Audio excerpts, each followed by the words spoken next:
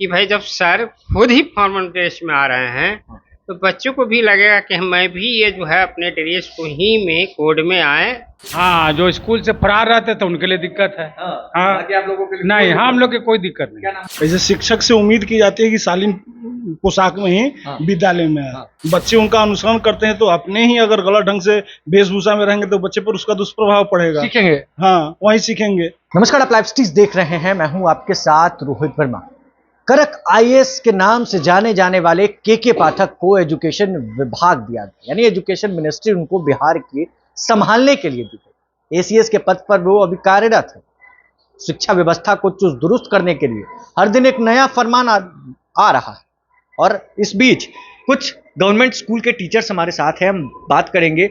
अब तो शेविंग करके आनी है, फॉर्मल ड्रेस में आना है, जीन्स पैंट तक अब आपको पहन के स्कूल नहीं आना है। किस तरीके का फरमान ये है सर? इसमें कोई नई बात नहीं हुई है और ये बात बहुत पुरानी है कि स्कूल में फॉर्मल ड्रेस में आना है, लेकिन उसको लोग मानते नहीं थे, इसलिए फिर से इस आदेश को निकालना पड़ा है। मतलब अब जो लोग जीन्स वगैरह पहन कर नॉर्मली आते थे उनको तो सिलवाना पड़ेगा फॉर्मल ड्रेस। बिल्कुल सिलवाना वाला। ये आदेश किस तरीके से, आप लोग अगर पर्सनली मैं पूछूं आपसे, तो क्या इस आदेश से बिहार की शिक्षा व्यवस्था सुधरेगी? शिक्षा व्यवस्था सुधारने के लिए और बहुत सारे उपाय तो हो ही रहे हैं। और एक सबसे बड़ा चीज़ है कि ड्रेस टाइप बहुत बड़ा इम्पोर्टेंस होता है, तो वो आपको देखने के लिए उसका महत्व है। जैसे डॉक्टर को आप दूर से देखिए पहचान जाएंगे कि वो उनके पास गाउन होता है।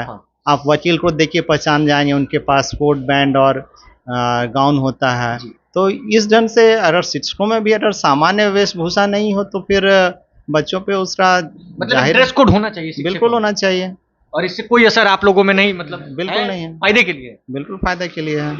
बच्चे आप पढ़ाते होंगे बच्चों में, तो बच्चों में कुछ चेंजिंग इन दिनों नजर आ रही है? आप लोग अगर पढ़ा रहे हैं, इस तरीके का फरमान हर दिन आ रहा है, तो ये शिक्षकों के लिए है ना, बच्चों के लिए तो क्या है, बच्चों को जैसे हम लोग पढ़ाते आए हैं शुरू से वैसे ही पढ़ाई। कई लोग हैं जो कह रहे हैं कि शिक्षक बहुत डरे हुए हैं, सहमे हुए हैं, कभी भी कोई भी आ जाता है। हाँ, ये बात तो सही है कि कभी भी कोई भी आया था। आज भी हमारे यहाँ डीपीओ साहब का अचानक से औचक निरीक्षण हुआ, तो अंतर क्या पड़ता, हम लोग पूरी तरह से जैसे पहले पढ़ा रहे थे आज भी उसी ढंग से पढ़ा रहे हैं, तो उसमें तो कोई अंतर नहीं पड़ा है। हाँ, जहाँ लोग थे कि अपने कर्तव्यों का निर्वहन नहीं कर रहे थे उनके लिए परेशानी की बात हो रही है। जो नहीं पढ़ाते थे उनके लिए परेशानी है। बिल्कुल उनके लिए है। हमारे साथ एक और सर है। सर, किस तरीके से देख रहे हैं? अब शेविंग करके आना है, फॉर्मल ड्रेस में आना है। अभी फॉर्मल ड्रेस में ही बैठे हुए हैं।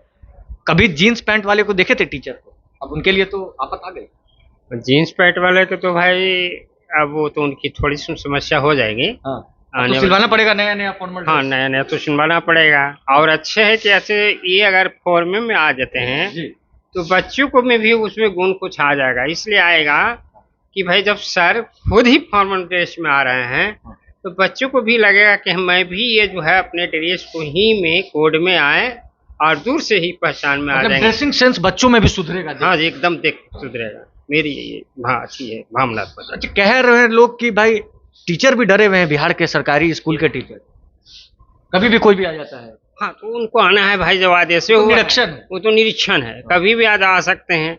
और हमारे ऐसे माननीय प्रधान सचिव बने हैं जी, तो तनिक देखते हैं कुछ में अच्छे है कि भाई टीचर में कुछ सुधार हो ही जाए। उनके काम से बिहार के शिक्षक खुश हैं कि खफा है?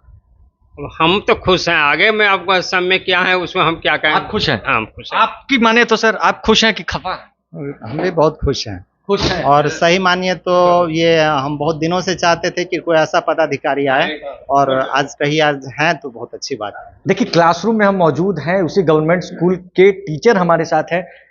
फरमान तो आ रहा है, क्लीन शेव होकर आना है, फॉर्मल ड्रेस में आना है, जीन्स और शर्ट अब स्कूल में नहीं चलेगा। किस तरीके से देखते हैं सर? हम लोग तो इसको बहुत बढ़िया मान रहे हैं। के पाठक का जो भी फरमान है हम लोग के संतुष्ट हैं, उससे संतुष्ट हैं। हाँ, एकदम संतुष्ट हैं। तो बच्चों पे भी, मतलब बच्चे भी देखेंगे कि फॉर्मल ड्रेस में एकदम तैयार वार होके आ रहे हैं टीचर, तो सीखेंगे। हाँ, एकदम सीखेंगे। और जो भी कर रहे हैं बहुत अच्छे कर रहे हैं। अच्छा कर रहे हैं। हाँ, एकदम अच्छे कर रहे हैं। हम लोग तो टाइम से आते हैं, टाइम से जाना। पहले भी वही रूटीन था, अभी वही रूटीन है हम लोग।